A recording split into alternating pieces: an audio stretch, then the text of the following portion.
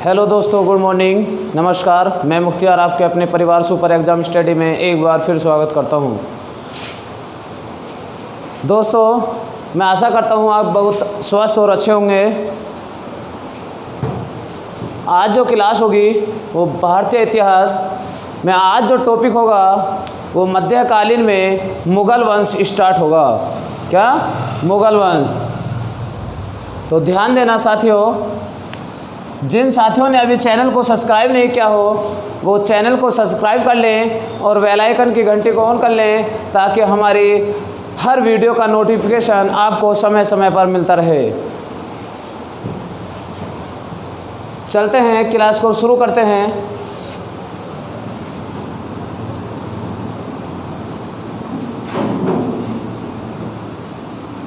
मुग़ल वंश।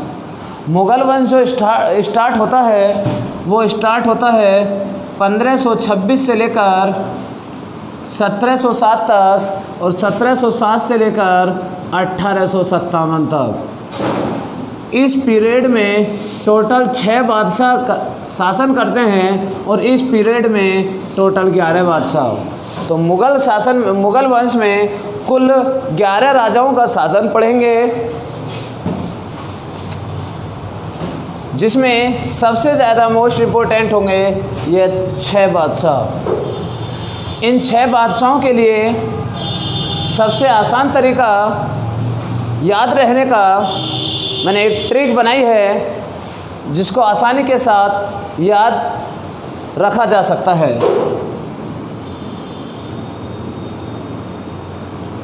बहु आजा शाम हो आई। क्या? बहु आजा शाम हो आई। वैसे बाबर, हैसे हुमायूं, ऐसे अकबर, जैसे जहांगीर, सैसे शाहजहाँ, ऐसे औरंगजेब। बात क्लियर?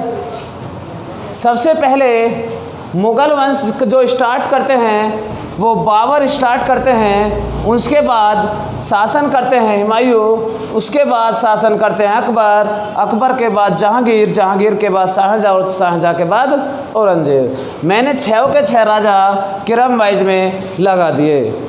बात क्लियर? तो अब शुरू करते हैं।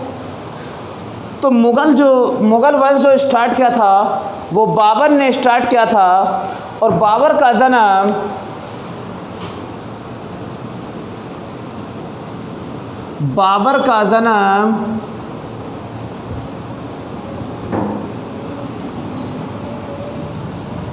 1483 ईस्वी को फरगना में हुआ था।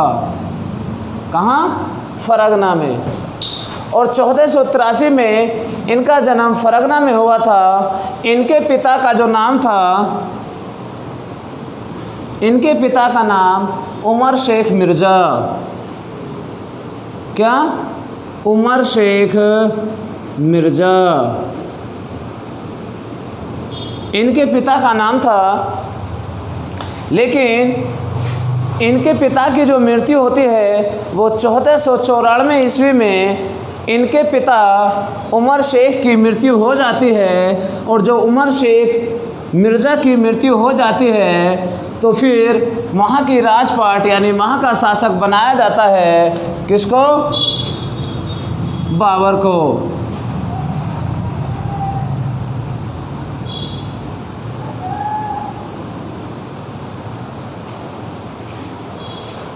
जो इनके पिता हैं, इनके पिता की मृत्यु हुई, उमर शेख मिर्ज़ा की जो मृत्यु हुई थी 1494 ईस्वी को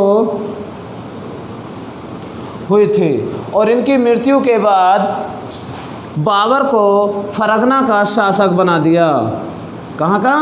बाबर को फरगना का शासक बना दिया। और जब बाबर को फरगना का शासक बनाया गया उज़्बेकिस्तान के लोगों ने ही, ये जो थे ये उज़्बेकिस्तान के थे, तो उज़्बेकिस्तान फरगना जो पड़ता है वो भी उज़्बेकिस्तान में पड़ता है। तो उज़्बेकिस्तान के लोगों ने बाबर पर कई बार आक्रमण किया और इन्हें आक्रमण कर करके इतना परेशान कर दिया कि इन्हें उज़्बेकिस्तान को छोड़कर जाना पड़ा। और ये 1494 में उज़्बेकिस्तान को छोड़कर चले जाते हैं और ये 1494 से लेकर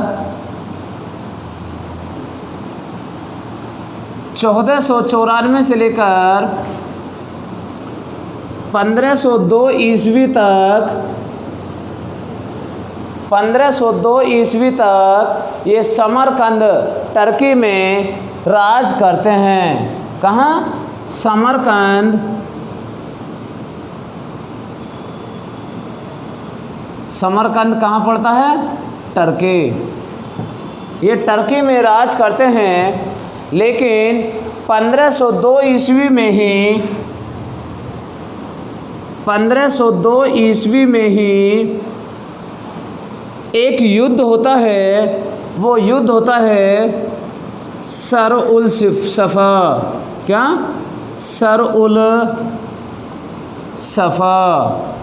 और ये जो युद्ध करता है, इस पर जो आक्रमण करता है बाबर को, वो बाबर पर आक्रमण करता है शहबाजी। कौन करता है? शहबाजी बाबर पर आक्रमण करता है और इसे यहाँ से भी छोड़कर जाना पड़ा। देखना, ये बाबर वही है जो भारत पर बार बार आक्रमण करता है और अब यहाँ कहीं एक जगह टिकने के लिए भी मजबूर हो रहा है। कभी कहीं भागना पड़ रहा है, कभी कहीं भागना पड़ रहा है। अब 1502 ईस्वी में सर उल सफ़ा का एक आक्रमण करते हैं जो उज़्बेकिस्तान के होते हैं। वो कौन है? शहबाजी। वो बाबर पर आक्रमण करते हैं, फिर इन्हें यहाँ से भागना पड़ता है और ये आते हैं 1504 में एक काबुल और कंधार, काबुल और कंधार में अपना शासन करते हैं। कहाँ? काबुल और कंधार में अपना शासन करते हैं। लेकिन 1507 ईस्वी में 1507 ईस्वी में बाबर एक बादशाह और पादशाह की उपाधि धारण करते हैं। किसकी? बादशाह या पादशाह की उपाधि धारण करते हैं और ये उपाधि धारण करते हैं। लेकिन अगर बात करें कि बाबर ने जो सबसे पहले, अभी तक बाबर को ये नहीं पता था कि भारत कहाँ बसा हुआ है, लेकिन इसके बाद बाबर जो सबसे पहले आक्रमण करता है वो भारत पर आक्रमण करता है 1519 ईस्वी में। कब? 1519 ईस्वी में 1519 ईस्वी में बाबर अपना भारत पर पहला आक्रमण करता है और इस आक्रमण को बहरा का युद्ध या बहरा अभियान भी कह सकते हैं। बहरा का युद्ध या बाजोर का किला, बाजोर का किला इस नाम से जाना जाता है। लेकिन बाबर ने ही सबसे पहले भारत में जो बारूद या तोप खाने की सबसे पहले शुरुआत की थी वो इसी युद्ध में की थी। कौन से में? बहरा का युद्ध या बाजोर का युद्ध। इस युद्ध में बाबर ने सबसे पहले बारूद या तोप खाने का इस्तेमाल किया। क्वेश्चन बन जाए कि बारूद या तोप खाने का इस्तेमाल बाबर ने किस युद्ध में किया था, तो किस में किया था? बहरा के युद्ध में 1519 ईस्वी में। लेकिन अगर हम बात करें, ये जो 1519 का युद्ध होता है, ये एक यूसुफ जई जाति के विरुद्ध होता है। इस युद्ध का नाम दिया जाता है बहरा का युद्ध या बाजोर का किला। लेकिन अगर हम बाबर के बारे में और भी देखें तो बाबर जो थे, इनके टाइटल जो थे वो मिर्ज़ा था। लेकिन अगर बात करें बाबर के इनके पिता वो तैमूर लंग से, किससे? तैमूर लंग के 5वें वंशज थे। कौन? बाबर के पिता तैमूर लंग के 5वें वंशज थे और इनकी माता चंगेज वंशज से 14वें थे।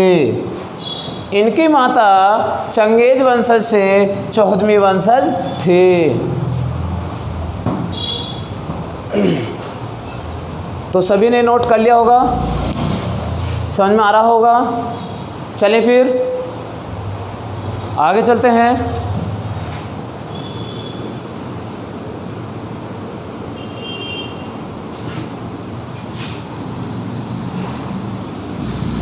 वीडियो को ज़्यादा से ज़्यादा लाइक करें, सब्सक्राइब करें।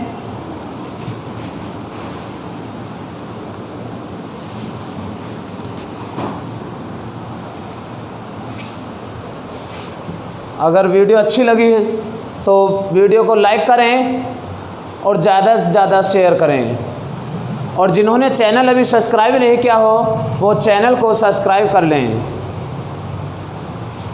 अब ध्यान देना, जो 1519 में युद्ध होता है वो यूसुफ जई जाति के विरुद्ध बाबर करते हैं। अगर बात करें कि पानीपत की प्रथम युद्ध जो 1526 ईस्वी में हुआ था, उससे पहले बाबर भारत पर 4 आक्रमण कर चुका था। कितने? 4 आक्रमण पहले कर चुका था। लेकिन बाबर ने भारत पर कुल 8 आक्रमण किए। कितने? कुल 8 आक्रमण किए।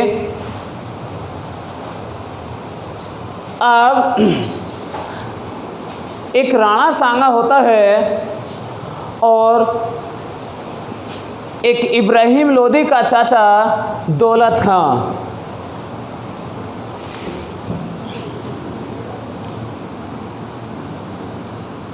राणा सांगा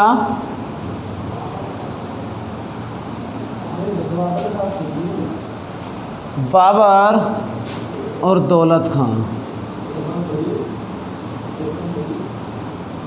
देखो, राणा सांगा बाबर को भारत में बुलाने के लिए इनवाइट करते हैं। और वो इसलिए इनवाइट करते हैं कि बाबर आएंगे और जो इब्राहिम लोदी थे, शासन कर रहे थे, इब्राहिम लोदी को मारकर और यहाँ से संपत्ति लूटकर वापस चले जाएंगे। राज किसका होगा? मेरा।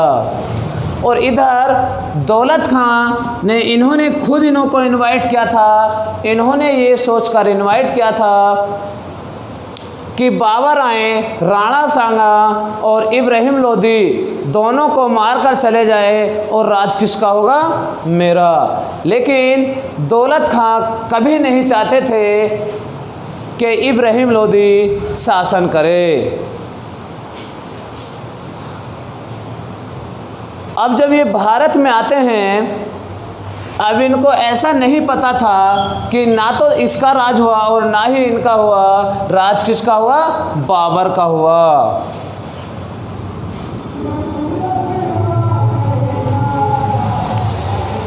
तो 21 अप्रैल 1526 ईस्वी को पानीपत का प्रथम युद्ध हुआ।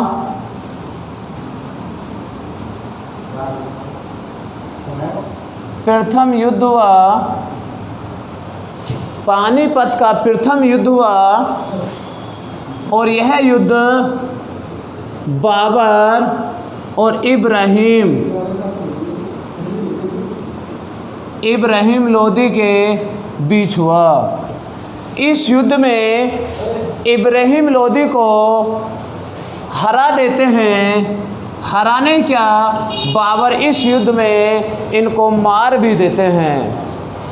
अब वो हारते कैसे हैं? देखो, युद्ध नीति कभी नहीं कहती कि रात को युद्ध हो। अब जो युद्ध होना था उससे पहले ही बाबर ने रात को एक नीति अपनाई जिसमें जैसे कि अगर बात करें, यहाँ यमुना नदी बह रही थी और इसके पास इधर यहाँ खाई खुदवाई। किसने? बाबर ने खाई खुदवाई और उस खाई को पत्तों से ढक दिया। किससे? पत्तों से ढक दिया। और यहाँ बाबर की सेना तैनात खड़ी हो गई और ये जो थी यहाँ लगा दी तोप। क्या? यहाँ तोप लगा दी, जिससे कि अगर सैनिक इधर से आए तो खाई में गिर जाएं और इधर से आए तो तोप से मारी जाए। और जब इन्होंने रात को ही गोला बारूद या गोले छोड़ने की जो रात को ही गोले जो छोड़े तो उन्हीं गोलों से कुछ तो सैनिक इब्राहिम लोदी के मारे गए और उन गोलों की आवाज़ से इब्राहिम लोदी के हाथी बिछल गए और उन हाथियों ने इब्राहिम लोदी की सेना को ही मारा, जिसकी वजह से इब्राहिम लोदी पकड़ा जाता है और इब्राहिम लोदी की हत्या कर देते हैं। कौन? बाबर। कौन करते हैं?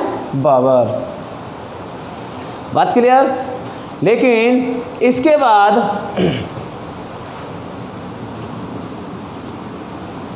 जब इब्राहिम लोदी की हत्या करते हैं तो इनका मकबरा भी पानीपत में इनका मकबरा बना देते हैं। और जब बाबर इस युद्ध को जीत जाते हैं तो युद्ध को जीतने की खुशी में काबुल और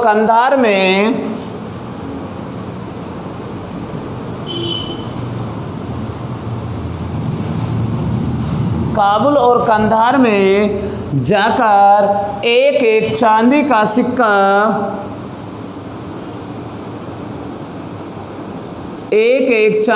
सिक्का प्रत्येक व्यक्ति को बांटता है।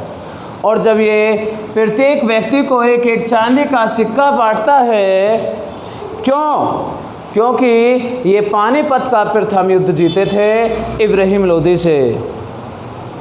और जब ये चांदी का सिक्का बांटते हैं तो वहाँ की पब्लिक ने इन्हें खुशी से एक उपाधि धारण की, जिसे कहा जाता है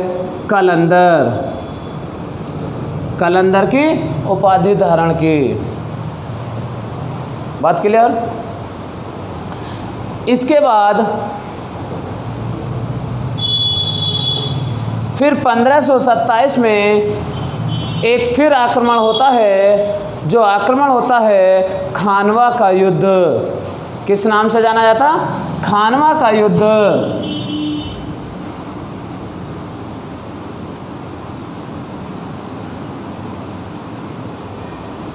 1527 में खानवा का जो युद्ध होता है,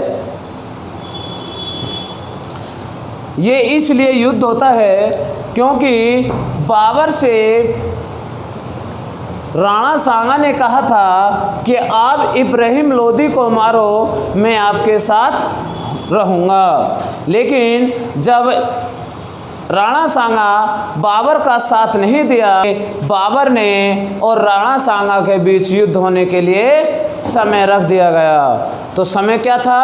1527 में खानवा का युद्ध हुआ और इस खानवा के युद्ध में राणा सांगा और राणा सांगा का साथ देते हैं कौन? मेदिनी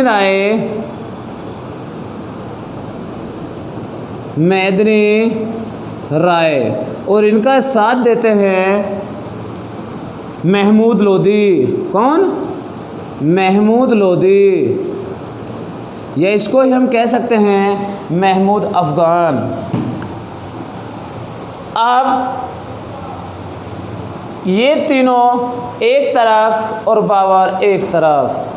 जब इन तीनों से युद्ध किया, लेकिन बाबर की सेना एक मजबूत सेना थी, जबकि बाबर के पास कुल 12,000 ही सैनिक थे, लेकिन वो एक सक्षम सेना थी और वो राणा सांगा से भी युद्ध को जीत जाते हैं और इस युद्ध में से ये दोनों भाग जाते हैं। तो कौन जीतते हैं? बाबर खानवा का युद्ध जीत जाते हैं।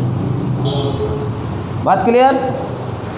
फिर उसके बाद जब ये राणा सांगा से खानवा का युद्ध जीतते हैं, तो इस युद्ध के जीतने के बाद इन्हें एक गाजी की उपाधि दी गई। किसकी? गाजी की उपाधि दी गई। लेकिन बाबर ने ये सोचा कि चलो राणा सांगा के साथ जो महमूद लोदी लगा था, वो हो सकता है कि मैंने इब्राहिम लोदी था, वो महमूद लोदी का बड़ा भाई था, तो इब्राहिम लोदी को मैंने मारा था, इसलिए राणा सांगे के साथ आया होगा। लेकिन मेदिनी राय का क्या था जो राणा सांगा के साथ आया और मेरे अपोजिट लड़ा? तो फिर मेदिनी राय से एक आक्रमण करते हैं 1528 ईस्वी में। कब? 1528 ईस्वी में, जिसे कहा जाता है चंदेरी का युद्ध।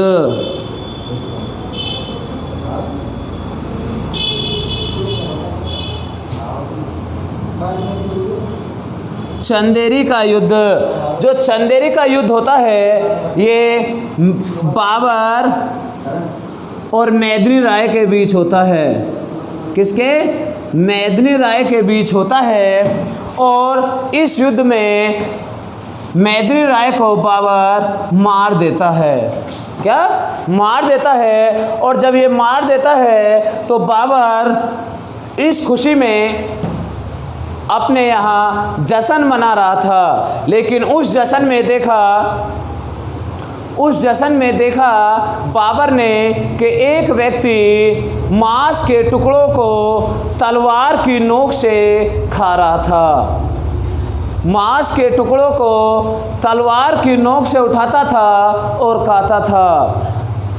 इस बात को जब बाबर ने देखा तो बाबर ने कहा अपने सैनिकों से कि ये व्यक्ति कौन है, इसका पता लगाओ, वरना ये आने वाले टाइम के लिए मुग़ल वंश के लिए एक खतरा साबित होगा।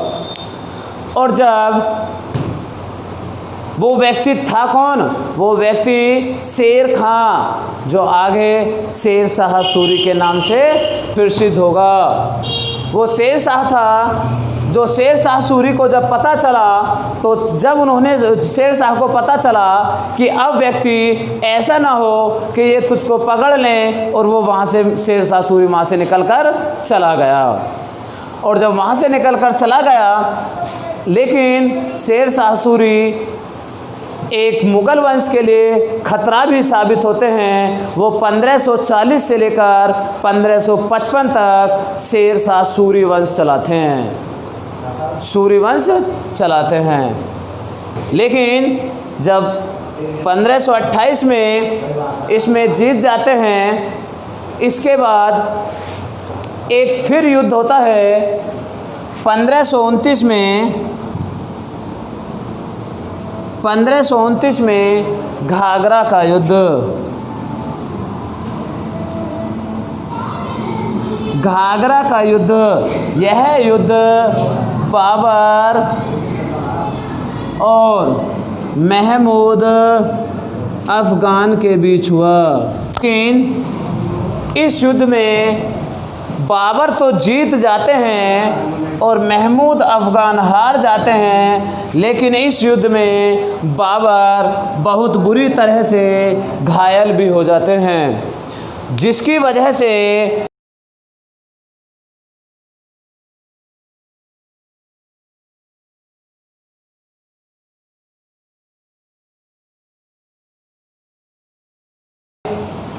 बाबर की जो मृत्यु होती है वो 26 दिसंबर, बाबर की जो मृत्यु होती है वो 26 दिसंबर 1530 को बाबर की मृत्यु हो जाती है। बात क्लियर, समझ में आया होगा। लेकिन बाबर ने एक पुस्तक भी लिखी थी जिसका नाम था, या बाबर ने अपनी एक आत्मकथा कह सकते हैं, बाबर ने अपनी एक आत्मकथा लिखी, उसका नाम था तुजुक ए बाबरे। क्या? तुजुक ए बाबरे, या तुजुक ए बाबरी, या बाबरनामा। क्या? बाबरनामा। ये तुजुक ए बाबरी या बाबरनामा जो थी वो तुर्की भाषा में लिखी हुई थी। कौन सी? तुर्की भाषा में लिखी हुई थी। लेकिन इस पुस्तक का अनुवाद फारसी में जो क्या था वो अकबर के 9 रत्नों में से अब्दुल रहीम खान ए खाना ने इस पुस्तक का फारसी में अनुवाद किया था।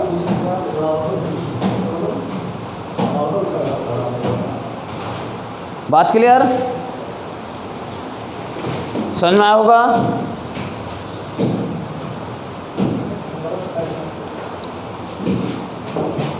तो गाइस, आशा करता हूँ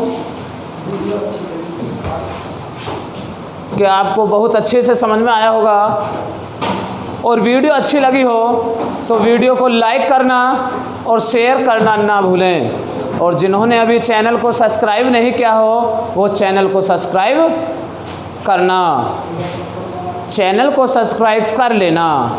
ठीक है साथियों, तो फिर मिलते हैं अगली क्लास में। आज के लिए इतना ही, फिर मिलते हैं अगली क्लास में। तब तक के लिए जय हिंद, जय भारत।